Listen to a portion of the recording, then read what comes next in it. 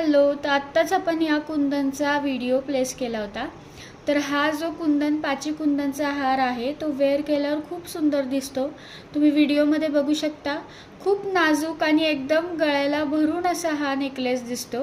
हा नेकलेस कुठेही तुम्हाला टोचणार नाही। काही ज्वेलरीचा त्रास होतो, पण या नेकलेसचा तुम्हाला काही त्रास होणार नाही। एवढं सुंदर याचं काम केलेलं आहे आणि याचे इयरिंग सुद्धा खूप सुंदर आहेत।